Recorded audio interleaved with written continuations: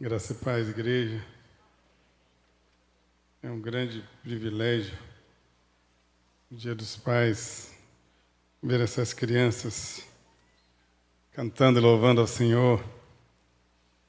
Rememora o tempo em que as minhas ainda eram pequenininhas, fazendo traquinagem lá na frente, e a mãe morrendo de vergonha.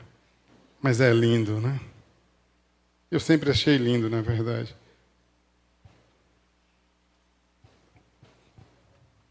Dia dos Pais, um dia tão importante. E é interessante a gente perceber que é um dia em que as famílias buscam ficar juntas, os filhos junto dos seus pais. Que bom que fosse assim todo dia. Que bom que esse espírito do Dia dos Pais ele fosse nos 365 dias do ano. Que bom que nós lembrássemos dos nossos pais todos os dias, para estar junto, para dar um abraço, para dizer eu te amo. Que bom. Queridos, nós hoje queremos fazer uma reflexão. Lá em Lucas, capítulo 15, nós vamos falar da parábola bastante conhecida, a parábola do filho perdido, que hoje nós vamos tratar como a parábola do pai amoroso.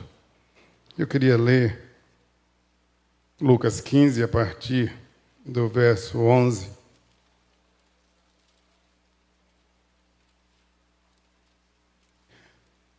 Jesus continuou.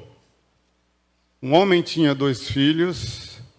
O mais novo disse ao pai: Pai, quero a minha parte da herança. Assim, o pai repartiu a propriedade entre eles. Não muito tempo depois, o filho mais novo reuniu tudo o que tinha e foi para uma região distante, e lá desperdiçou os seus bens vivendo desenfreadamente. Depois de ter gastado tudo, houve uma grande fome em toda aquela região e ele começou a passar necessidade. Por isso, foi empregar-se com um dos cidadãos da região, que o mandou para o seu campo a fim de cuidar de porcos. Ele desejava alimentar-se com as vagens de alfarrobeira que os porcos comiam, mas ninguém lhe dava nada. Caindo em si, disse: Quantos empregados do meu pai têm comida com fartura e eu aqui morrendo de fome? Vou me levantar, voltar para o meu pai e dizer a ele: Pai, pequei contra o céu e contra ti. Já não sou digno de ser chamado teu filho. Trata-me como um dos teus empregados. A seguir levantou-se e foi para o seu pai. Ele ainda estava longe quando o pai o viu, o qual, movido por compaixão, correu, abraçou-o fortemente e eternamente o beijou. Queridos, essa parábola, conhecida como a parábola do filho pródigo, ela é uma das narrativas mais cativantes que nós encontramos na palavra de Deus.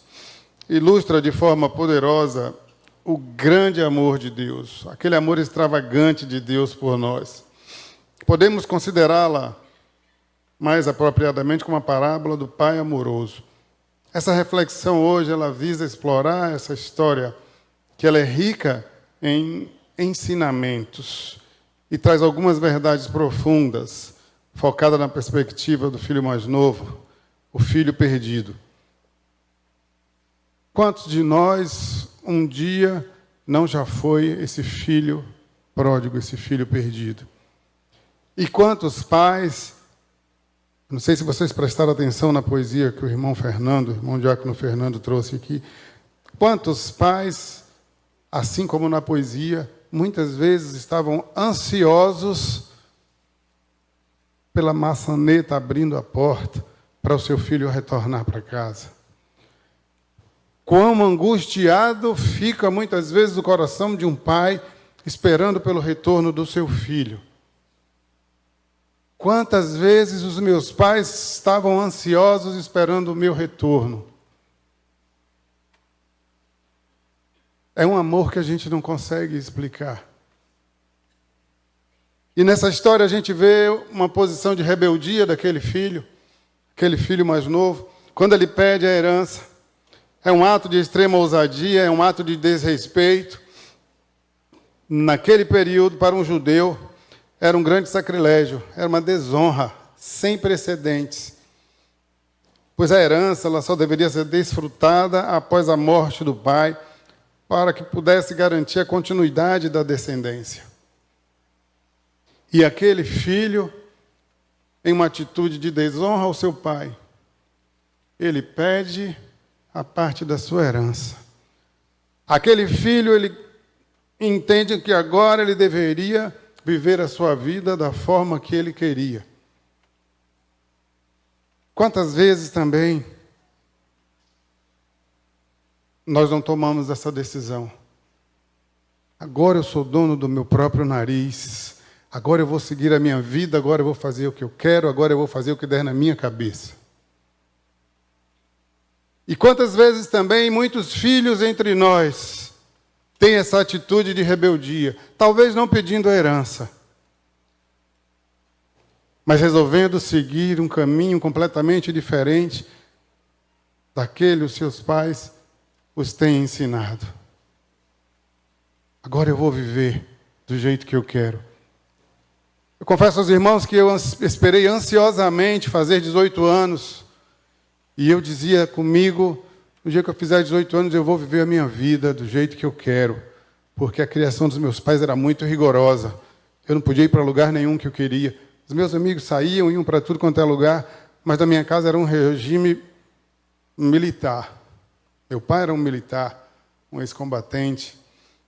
Engraçado que essa semana eu tenho trazido tudo isso à minha memória, porque eu comecei a escrever um livro de autobiografia. E aí as coisas começam a vir à nossa memória. E eu começo a perceber que a minha existência ela foi planejada por Deus muito antes de eu nascer. Lá por volta de 1945, quando o meu pai foi chamado para ir defender o Brasil na guerra, na Segunda Guerra Mundial. E meu pai ia embarcar num navio para Monte Castelo, onde a esquadra brasileira estaria em batalha. E naquele navio que ele estava escalado, de última hora, o tiraram daquele navio. Você não vai nesse, você vai no navio seguinte. E aquele navio que seguiu, que meu pai deveria estar, ele foi afundado pelos alemães. E aí eu vejo a mão de Deus na minha existência, quando ele poupou a vida do meu pai. Quão importante foi aquele homem na minha vida. Quantos exemplos. Era um homem rígido, disciplinador, mas era um homem amoroso. Ensinou muitas lições, sobretudo lições de integridade, de honestidade. Foi um verdadeiro pai. Não teve a preparação, uma família bastante conturbada. Às vezes ele me contava que quando o meu avô apontava na esquina, todos os filhos se escondiam, porque meu avô era terrível. E ele assim, todos os meus irmãos fugiram de casa. Ele era o mais novo, ele foi o primeiro. E nessa fuga de casa ele acabou entrando no exército, se alistando e foi parar na guerra.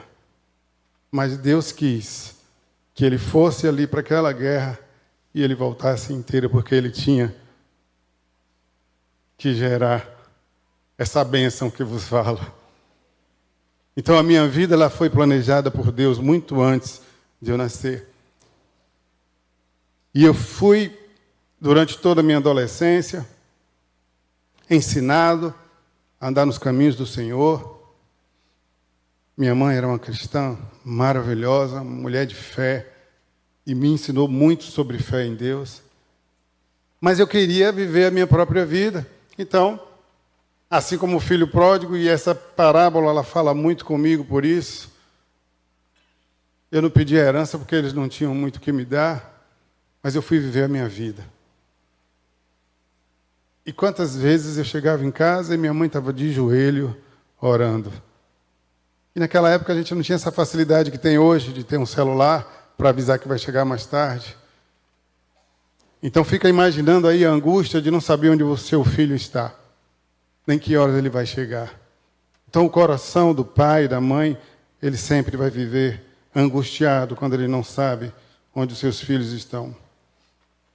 Aquele garoto, aquele filho, após receber a sua parte da herança, ele vai juntar tudo que tem, e ele parte para uma terra distante, e ali ele vai desperdiçar todos os seus bens de forma irresponsável. Às vezes você não tem muitos bens para desperdiçar, mas às vezes a gente está desperdiçando o bem mais precioso que Deus nos dá, que é a nossa vida. Usando-a de forma desordenada. Maltratando o próprio corpo. Usando substâncias que não deveriam ser usadas. Desagradando completamente os seus pais. E, sobretudo, desagradando a Deus. Aquele filho, ele abusou de tudo que ele tinha, de tudo que ele tinha recebido. Queridos, quantas coisas boas Deus tem dado a você. E de que forma você tem utilizado todas essas coisas que Deus tem lhe dado. É uma bênção você acordar e levantar com saúde. Quantas pessoas não conseguem? É uma bênção você poder ter comida quando você acorda. Que bênção é ter uma família para lhe proteger, para lhe ensinar. Quantas pessoas não têm? Mas aquele jovem, ele jogou tudo para cima. Ele virou as costas para sua família, porque ele queria viver uma vida, ele queria desfrutar da sua herança. E ele gastou tudo que tinha. E é interessante que enquanto você tem muito dinheiro, recursos e algo para oferecer, materialmente falando, você vai ter muitas pessoas ao seu redor. Você vai ter muitos amigos. Mas na hora que o recurso acabou, na hora que você não tem mais nada o que oferecer, os amigos desaparecem.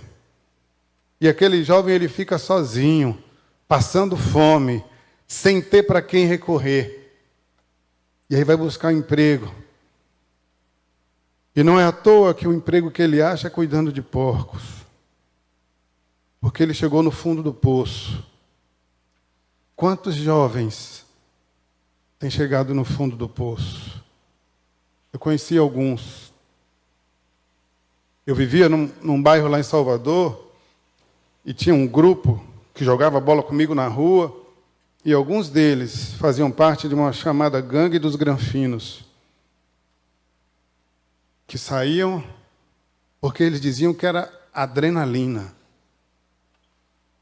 E roubavam carros, arrombavam carros, pegavam som, e usavam drogas. E tinha um que era uma pessoa muito querida minha. Numa dessas aventuras, ele numa moto com um amigo, roubaram o carro, e quando estavam saindo, o motorista que estava com o carro viu e saiu em perseguição. E nessa perseguição, esse meu amigo estava pilotando a moto, o amigo na garupa, estava com a arma, atirou e matou.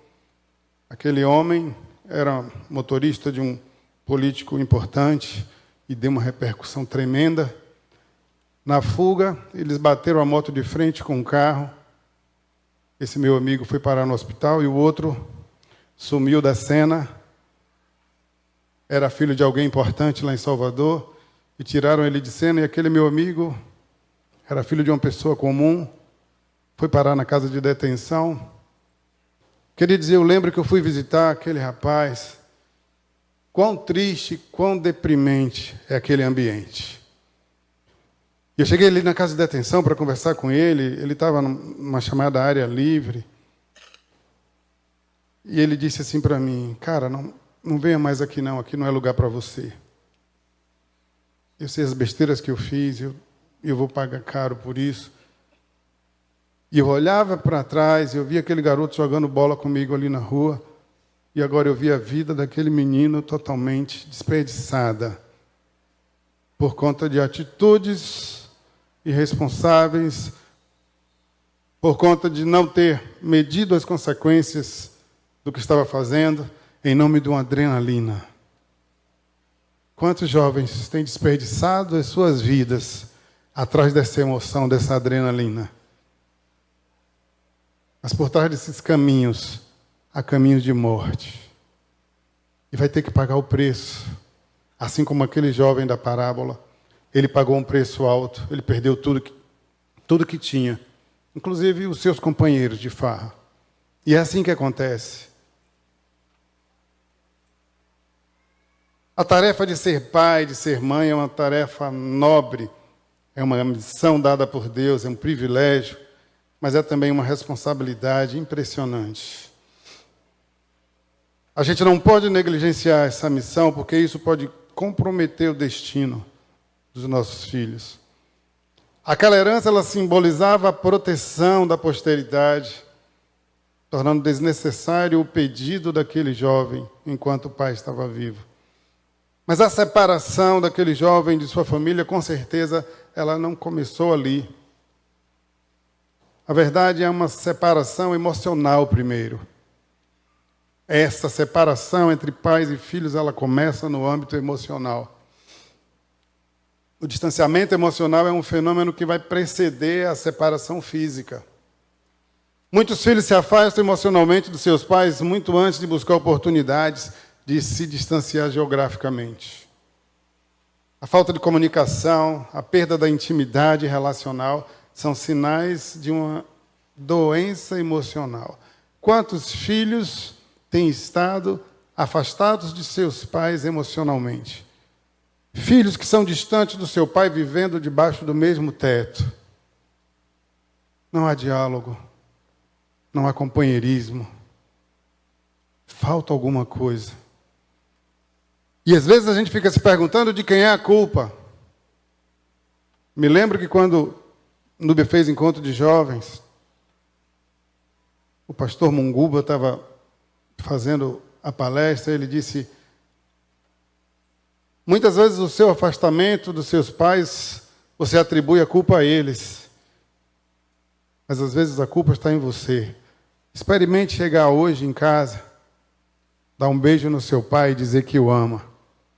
E Núbia estava muito afastada do pai, tinha morado fora, um relacionamento muito difícil. E ela disse que aquela palavra tocou, e quando ela chegou em casa, o pai estava sentado. Ela deu um beijo no seu pai. E ela disse que sempre quando dava um beijo no pai, ele até limpava o lugar.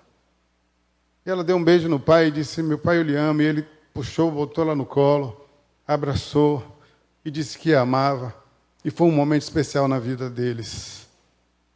Às vezes essa distância entre você e seu pai, ela pode ser quebrada somente com uma iniciativa. Dá um abraço no seu pai, diga que o ama. Diga o quanto ele é importante na sua vida. E aquela parede de separação emocional, ela vai ruir, ela vai cair por terra. Porque o inimigo, ele tenta construir paredes emocionais para nos afastar dos nossos pais, das pessoas que nós amamos. E muitas vezes esse amor fica até camuflado, como se ele não existisse. Mas, queridos, amor não é emoção. Amor é decisão. Você decide amar. Decida amar os seus pais. Dá um abraço nele. Diga que os ama. Expresse os seus sentimentos. Quantas pessoas frustradas porque perderam a oportunidade de dizer eu te amo. A gente não sabe. Nós não somos donos dos nossos destinos. Você não sabe se você vai ter outra oportunidade de dizer a seu pai que você o ama. O tempo é agora, o tempo é hoje. Aquele filho estava longe, distante, se isolou emocionalmente e depois ele rompe os laços geográficos, ele se afasta, ele vai para um lugar bem distante. É importante a gente entender que o ser humano ele é um ser relacional. Nós temos necessidade de comunicar, nós temos necessidade de socializar. E antes de tudo, nós temos uma necessidade fenomenal de nos relacionar com o nosso Criador. Nós temos essa necessidade. E Ele tem uma vontade tremenda de se relacionar comigo e com você. O nosso Pai do céu, Ele quer se relacionar conosco. Esse Pai amoroso, Ele quer se relacionar comigo e com você. E muitas vezes a gente age com Deus como nós muitas vezes agimos com os nossos pais. A gente se esconde, a gente se afasta. E às vezes a gente acha que Deus não quer se relacionar comigo. Quantas vezes eu pensei isso, irmãos? Com a vida que eu estou levando, Deus não está nem querendo, sabe, nenhuma aproximação. E o diabo vai nos enganando com essa mentira. Quantas vezes eu tive vergonha de falar com Deus porque eu me achava indigno. E eu queria dizer para você, esteja na situação que você estiver, esse Pai amoroso sempre, sempre estará disponível de braços estendidos para você, esperando a sua iniciativa de dizer que eu amo. O amor de Deus por mim e por você, ele é incondicional, irmãos. Independe do que você faça, independe da sua situação, Ele o ama. Mas aquele jovem, no seu isolamento, mostrava um sinal de uma doença emocional.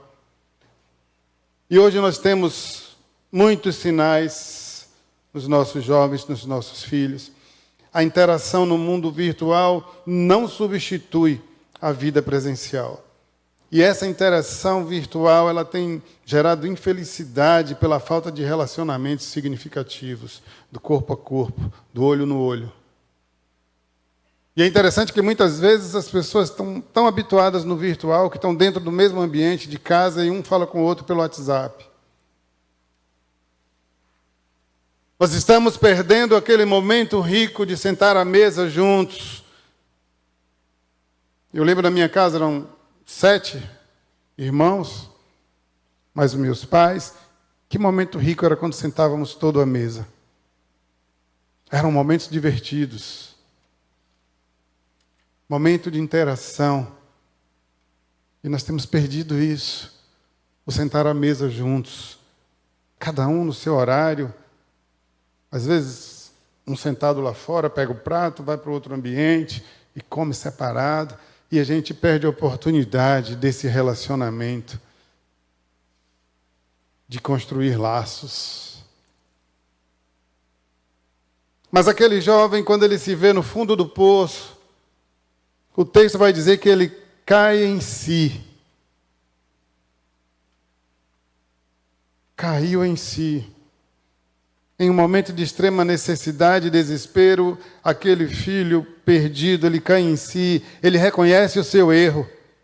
O primeiro passo para o arrependimento é você reconhecer o seu erro. E ali ele reconheceu. Em meio ao seu sofrimento, ele reconhece o erro que ele cometeu. O arrependimento é essencial para que aconteça a reconciliação. E vai refletir a disposição espiritual necessária para buscar o perdão e a restauração. Aquele filho tinha desperdiçado a vida, desperdiçou a herança, enfrentou fome, passou necessidade, cuidou de porcos para sobreviver. Agora ele desejava comer as vagens dos porcos e nem isso lhe era dado.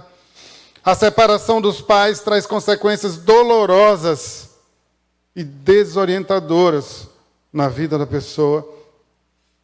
E ali aquele filho revela um coração ferido e arrependido. E é preciso, irmãos, humildade. Reconhece o erro, é preciso ser humilde para voltar aonde caiu. E ali ele pensa, vou voltar. Ele começa a ensaiar um pedido de perdão, disposto a ser tratado como um dos empregados de seu pai. Ele não tinha muita expectativa. Talvez até ele tivesse dúvida se seu pai o receberia de volta. E quantas vezes isso tem impedido também a nossa iniciativa de buscar uma reconciliação com os nossos familiares, com o nosso pai, porque nós achamos que ele não vai aceitar. Mas aquele jovem, ele persistiu e ele ensaiou diversas vezes o que ele ia dizer. Pai, pequei contra ti e contra o céu, não sou digno. E ali aquele garoto, ele começa a demonstrar uma atitude de humildade. E ele toma coragem. É preciso, queridos, uma atitude prática para buscar reconciliação. É preciso resolver as pendências, é preciso ir, assim como aquele rapaz o fez. É preciso ir no sentido espiritual, é preciso ir no sentido emocional e é preciso ir no sentido físico. E aquele jovem foi. Nesse processo é preciso mostrar atitudes intencionais e estratégicas. Mas nessa caminhada de volta você vai enfrentar alguns opositores, porque Satanás não quer que você faça esse caminho da reconciliação. E ele vai fazer de tudo para impedir.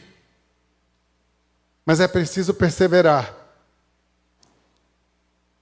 Não escute vozes que te influenciam ao longo desse caminho de volta para a reconciliação.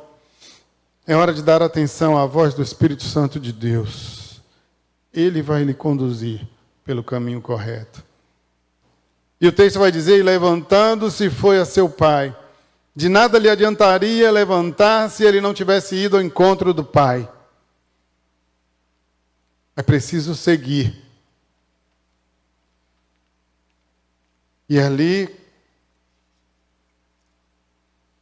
eu imagino como estava o coração daquele jovem naquele caminho de volta. Aquele garoto levantou e foi. E isso é o que o pecador deve fazer. E o que o Espírito Santo nos capacita a fazer.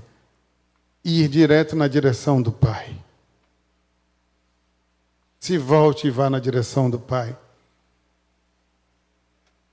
A Bíblia vai apresentar o Espírito Santo como aquele que nos convence do pecado, da justiça e do juízo. Ele é especialista em fazer reparações, em fazer acertos, em trazer cura, e ele vai dirigir esse processo de retorno. Veja, se você simplesmente pedir perdão para Deus, apenas uma parte do problema estará resolvido, e o ofensor não saberá de nada. Não se trata só de pedir perdão de onde você está, mas também de ir aonde estão os seus pais, assim como aquele jovem foi. O que eu estou dizendo é que é a hora de voltar para casa, mesmo estando em casa. Quantos filhos estão perdidos dentro da sua própria casa? É hora de voltar para casa, mesmo estando em casa. É hora de fazer conserto na sua relação familiar. É hora de admitir erros e buscar perdão. É hora de buscar a cura emocional. E o texto vai dizer, quando o pai vê o seu filho ainda distante, ele corre ao seu encontro, cheio de compaixão. O abraço e o beijo vão simbolizar o perdão e a aceitação incondicional, destacando o amor imutável do pai. Eu fico imaginando que aquele filho não conseguiu nem dizer aquela frase que ele tanto ensaiou. Pai, pequei contra ti, contra o céu, porque o seu pai já correu e já o abraçou, quebrando a maldição da separação, liberando perdão, fazendo conserto, restaurando o relacionamento. Quantos pais hoje estão ansiosos por dar esse abraço de reconciliação nos seus filhos?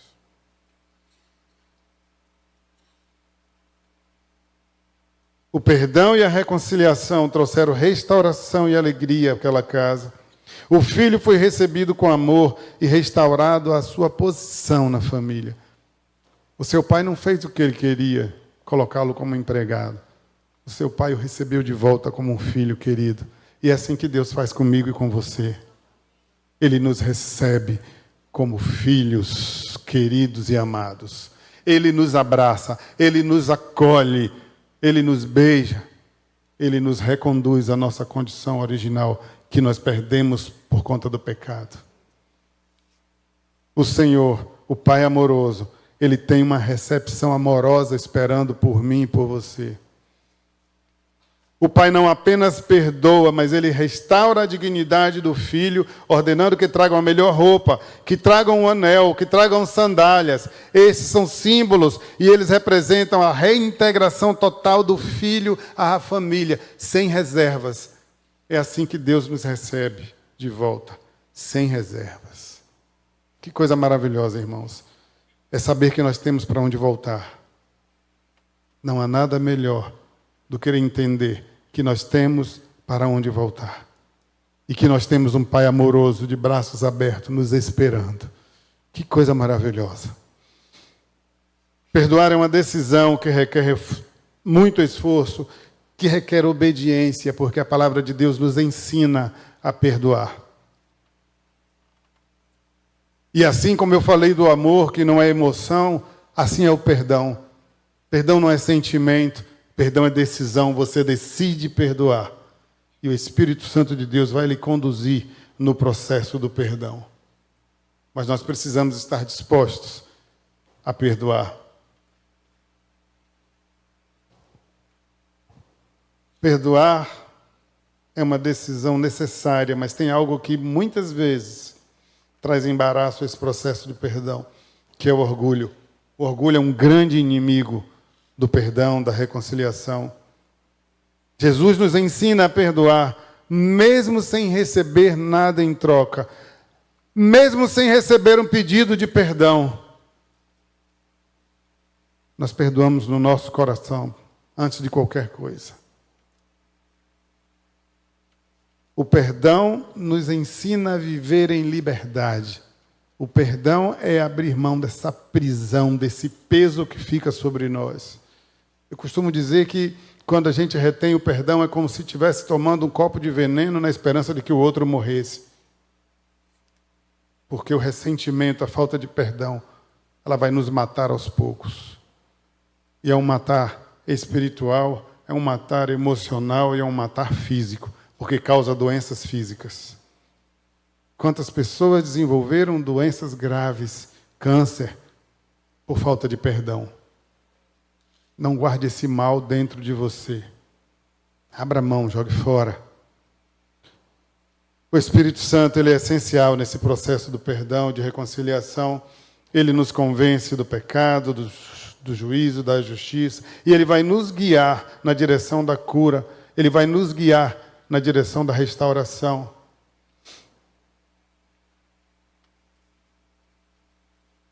É algo repetitivo falar de perdão, mas a falta de perdão também é algo repetitivo nas nossas vidas.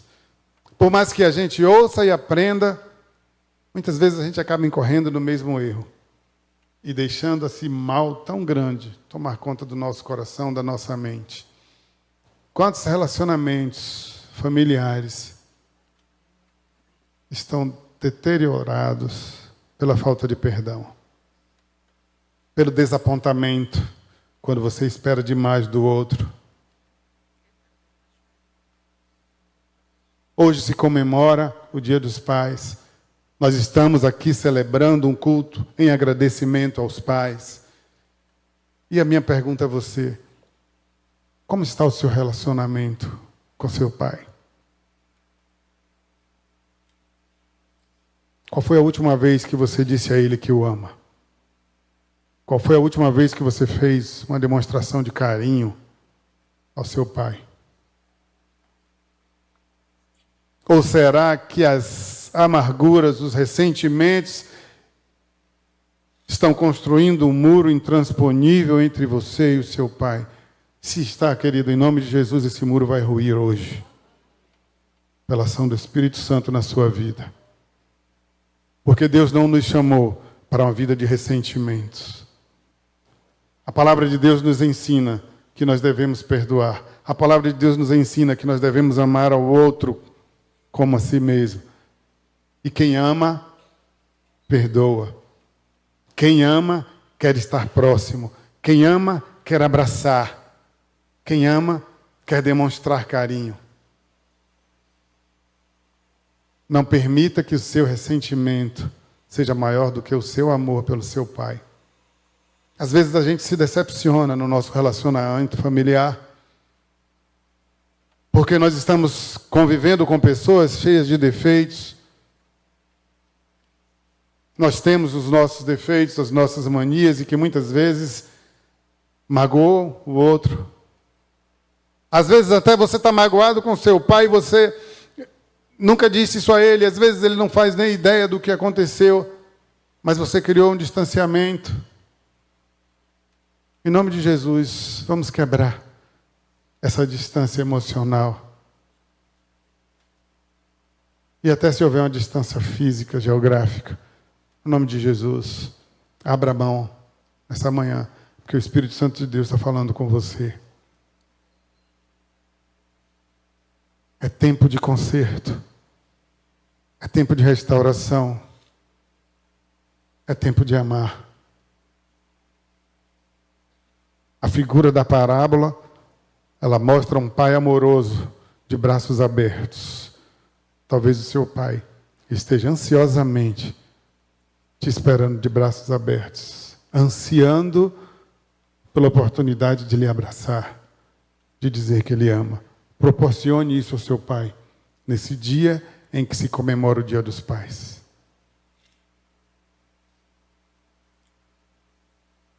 As intenções do maligno, elas caem por terra no nome de Jesus. Toda arma que o inimigo tem forjado contra a sua família, contra o seu relacionamento familiar, ele cai por terra hoje no nome de Jesus. Porque família é projeto de Deus. E Deus não projetou a família para que haja separação emocional, geográfica e até espiritual. O Senhor nos quer juntos, em união, em comunhão, entre nós, familiares, e entre nós e Ele. Ele é esse Pai amoroso que está de braços abertos esperando por nós. E que nesta manhã nós possamos correr ao encontro desse Pai amoroso e dizer ao Senhor: eis-me aqui, Senhor, faz da minha vida o que o Senhor quiser. Muda na minha vida o que precisa ser mudado. Restaura os meus relacionamentos. Traz cura. Quantos filhos estão doentes emocionalmente? Que o Espírito Santo de Deus faça o milagre da cura nessa manhã. Quantas mentes estão aprisionadas? Que o Senhor, nessa manhã, liberte as mentes dos nossos filhos no nome de Jesus. Eu creio que Deus tem algo especial para fazer nas nossas vidas hoje. Eu creio que não foi por acaso que Ele colocou essa palavra no meu coração. Eu creio no agir de Deus no meio da igreja hoje. E eu creio que Deus está fazendo conserto e restauração nesta manhã. Se coloque à disposição do Senhor. Deixe que o Espírito Santo trabalhe na sua vida. Seja você pai ou filho. Permita a ação do Espírito Santo na sua vida. Quebra as barreiras. Dê um passo de coragem na direção que o Espírito Santo lhe indicar. E receba a bênção do Senhor sobre a sua vida. Que Ele nos abençoe.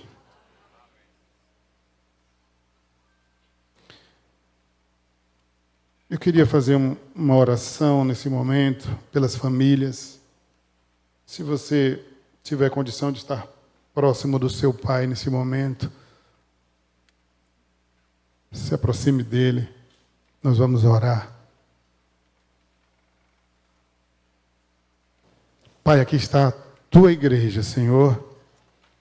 Essa grande família do Senhor.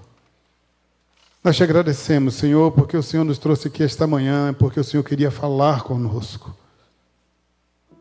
Que o Teu Espírito Santo, Senhor, possa colocar esta palavra inserida nos corações e nas mentes de todas as famílias nessa manhã, meu Pai. Que o Teu milagre, ó Deus, esteja acontecendo em cada lar, em cada família aqui representada.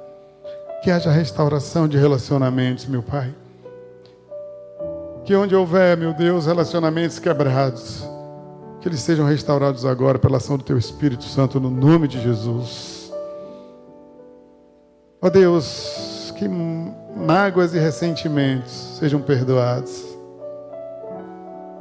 Que barreiras sejam quebradas, meu Pai. Que muros sejam desfeitos.